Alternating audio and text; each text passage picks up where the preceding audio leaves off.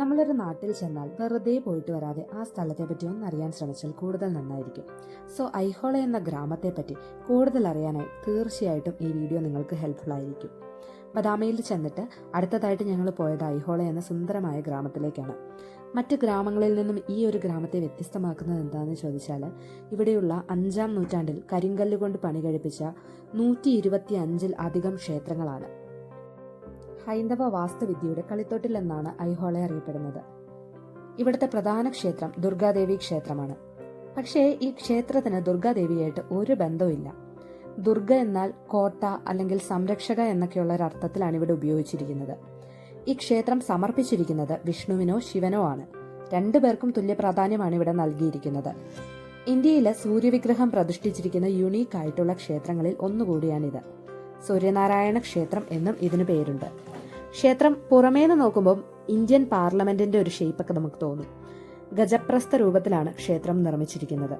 Normally ബുദ്ധക്ഷേത്രങ്ങൾക്കാണ് ഈ shape. But എന്തുകൊണ്ടാണ് ഇതിന് ഈ ഷേപ്പ് വന്നതെന്ന് അറിയില്ല.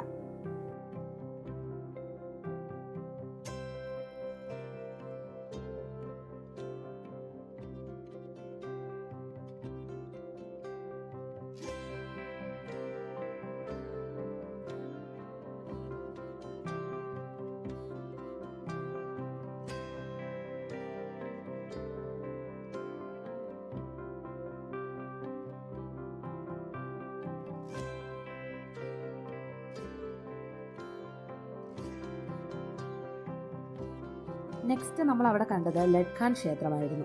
ഇതൊരു ശിവക്ഷേത്രമാണ് ആൻഡ് ഒരു ഗുഹാക്ഷേത്രത്തിന്റെ മോഡലിലാണ് ഇത് നിർമ്മിച്ചിരിക്കുന്നത്. ഇതിന്റെ ഉള്ളിലായിട്ട് നമുക്കൊരു ശിവലിംഗം കാണാൻ പറ്റും. അതിലേക്ക് നോക്കിയിരിക്കുന്ന ഒരു നന്ദിയുടെ പ്രതിമയും അവിടെ ഉണ്ട്. ഇതൊരു ഹൈന്ദവ ക്ഷേത്രമാണെങ്കിലും നിങ്ങൾ ശ്രദ്ധിച്ചോ, ഇതിന്റെ പേര് ഒരു ഇസ്ലാം മതവിശ്വാസിയുടേതാണ്. അതെന്താണെന്നറിയോ? ഒരു കാലഘട്ടത്തില് ലഡ്ഖാൻ എന്ന രാജാവ് ഇത് തന്റെ വാസസ്ഥലമാക്കി വെച്ചിരുന്നത്രേ. അങ്ങനെയാണ് ഇതിന് ഈ പേര് ലഭിച്ചത്. അടുത്തതായിട്ട് ഞങ്ങൾ കണ്ടത് ഗൗഡരു ഗുഡിയാണ്. ദ്രാവിഡ ക്ഷേത്ര നിർമ്മാണ രീതിയുടെ ഒരു നല്ല ഉദാഹരണമാണ് ഗൗഡരു ഗുഡി.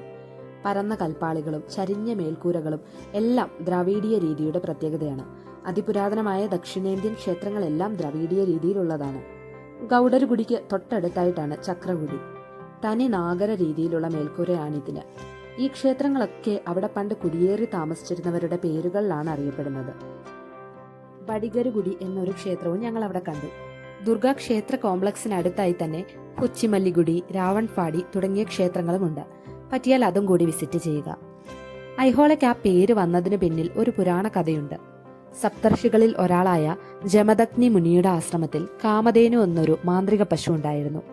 ഒരിക്കൽ കാർത്തിവീരാർജുനൻ ആശ്രമം സന്ദർശിച്ചു. ജമദഗ്നി കാമധേനുവിന്റെ സഹായത്തോടെ ഒരു വൻ സദ്യ തന്നെ ഒരുക്കി. സദ്യയൊക്കെ കഴിഞ്ഞപ്പോൾ കാർത്തിവീരാർജുനന് കാമധേനുവിനെ സ്വന്തമാക്കണമെന്ന് മോഹം. ജമദഗ്നി സൗമ്യമായിട്ട് ആ ആഗ്രഹം നിരസിച്ചു. നിരാശനായി മടങ്ങിയ കാർത്തിവീരാർജുനൻ ഒരു പടയുമായിട്ട് തിരിച്ചുവന്ന് ജമദഗ്നിയെ വധിച്ച് കാമധേനുവിനെ സ്വന്തമാക്കി. ജമദഗ്നിയുടെ മകൻ കാർത്തിവീരാർജുനനെ വധിച്ച് പ്രതികാരം തീർത്തു.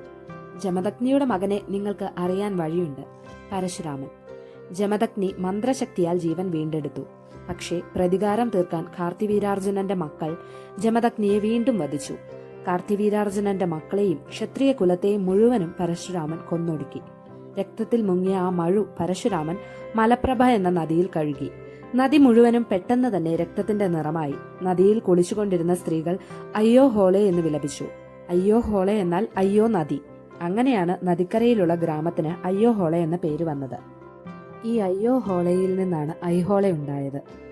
വളരെ മനോഹരമായൊരു ഗ്രാമമാണ് ഐഹോളെ.